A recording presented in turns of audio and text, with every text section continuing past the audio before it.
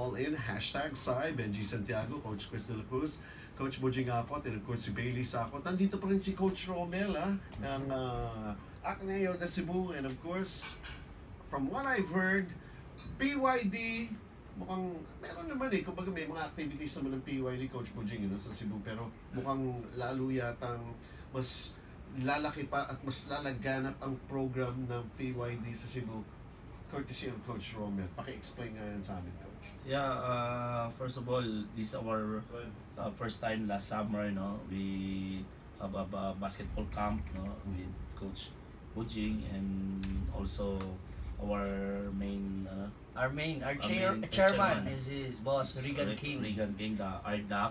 Mm-hmm. Okay, so we just started last April, April last week until May. And then after that, we host the Dreamers League. So maganda naman yung talagang maganda yung feedback ng mga parents, especially sa team namin na RDAC Cebu. Okay. And yun, we're doing our best na put up to again yung magkaroon ng another basketball camp, and then at the same time magkakaroon ng tournament kasi para yung mga bata hindi lang puro practice para meron din silang papatungan like yung tournament. What does this tell us, Coach Chris, pagka ganito na yung development ng isang basketball program na you're harnessing their skills, and lalo na ang PYD, may di ba? Character. Camp rin to Importante kasi tulad yung kanina kay Kobe, di ba? Nasimulan ng maga, pag laki nila, nade-develop yung disiplina, hindi lang sa court, sa pag-aaral. So malaking bagay yung ginagawa ngayon ni Coach Romel sa Cebu. Baka Kobe Tolentino po yun, yung MVP ng Batang PBA 2017, 15 and under. Kobe Tolentino yung sinasabi po ni Coach Chris. Baka kasi Kobe Bryant yung tinitrain ni Coach Romel. Really? Kobe Tolentino. So talk to us more about what do yung mga participants are going to expect with this parang talagang nag-hook up na? Nag-hook up, Boss Jay Lucero. Nag-hook up na? Ano mga makulay nga ng mga yan? Mayayan. Okay. Anyway, yun. Talk to us. This is going to be bigger. This is going to be... At saka syempre, pagka two forces joining each other, di ba? Mas maganda. Kumbaga, ang expectations natin, lalo na di ba, ang SBP nga, would really want to touch na ma-develop natin ang ating grassroots basketball program. Talk to us about that, Coach Rom.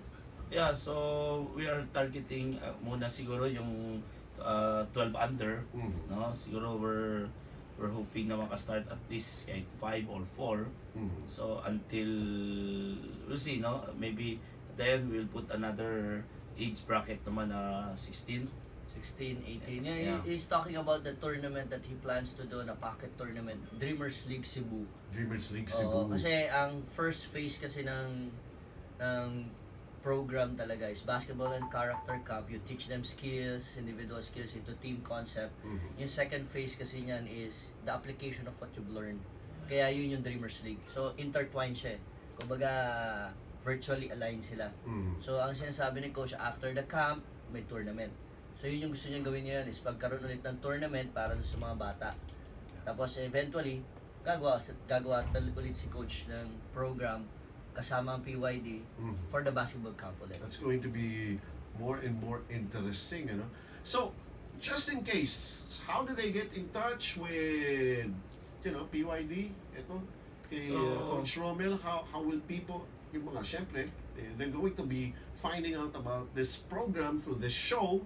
They're going to be very interested. So, sinong kakausapin? How do they get in touch with people? Siguro abangan na nila yung Facebook account ng PYD Cebu. And then that's RDAC-PYD Cebu.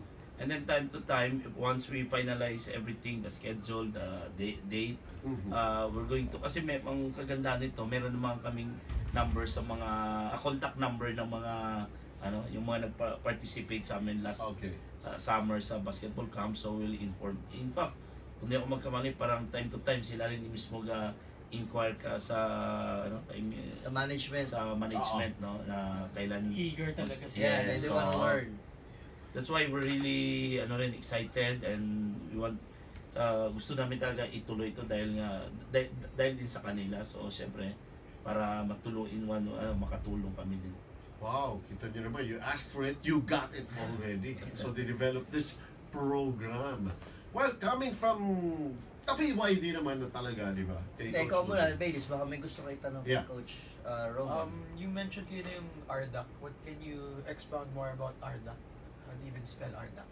RDAK, no? That's a transpo. It's a transport incorporation. Okay. Yeah.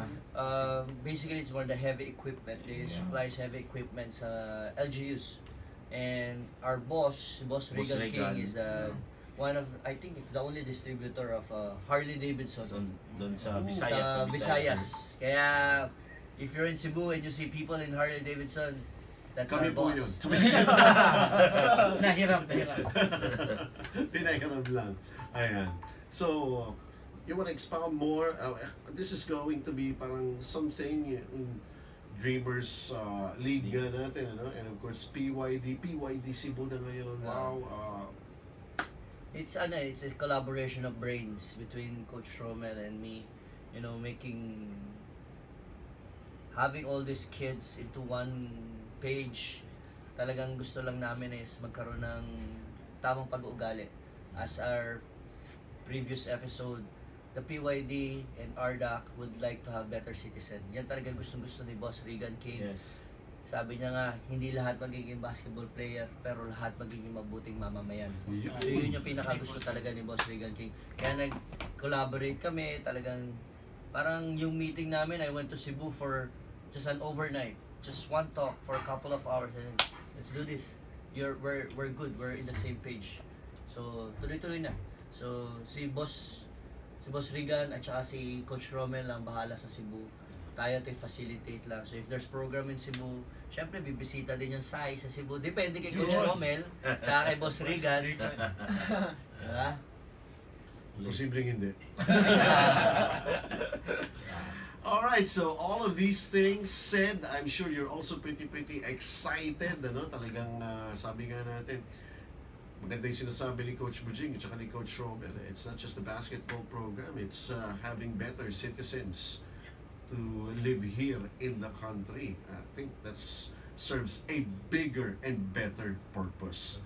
So, once again, how do they get in touch with us, Coach Chris? Meron kaming Facebook account, Sports All In na side, and sa Instagram at SAI_EST2017, and you can check us out sa Twitter, sa YouTube, present na kami dyan.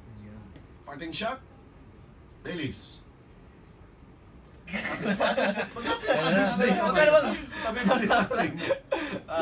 Father's Day. Mayayain po na. Huwag ka mag-alakis naman ng daddy. Happy Father's Day po sa lahat. Yan. Coach Romel, Happy Father's Day. From all over the country. Ayan, Sports All In. Ito nga yung tanong ko kasi. Ang nanay daw ay ilaw ng tahanan. Ang tatay daw Tigapatay ng ay ilaw. haligi Ay, ng tahanan. Alam ko, tigapatay ng ilaw eh. Pero bakit ang greeting, Happy Father's Day? Father. Yan eh. Na-segue pa yun. Iba ka talaga, MVP. So enjoy your family bonding sa pag-celebrate ninyo ng Father's Day. So from all of us here, pretty soon, we're going to be coming back with more. Hindi lang po basketball. We're working out things like volleyball. We're working out things like track and field. Badminton. Nakita ko nga pala yan. Whatever happened sa badminton natin. Ano? Di ba dati ang dami ng badminton? Panahon yan ni Fidel Ramos. President Fidel Ramos. Boom yun. And even yung MVP had also this yung mga tournament nila, no? Whatever happened right now, we are going to find out. We have some personalities who are going to talk about this.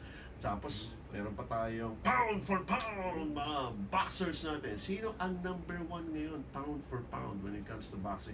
We're going to be talking about this huwag sa aming pong pagbabalik and real future very soon shows that will have dito lamang po. So from all of us here, Happy Father's Day. Ito po ang Sports All In #.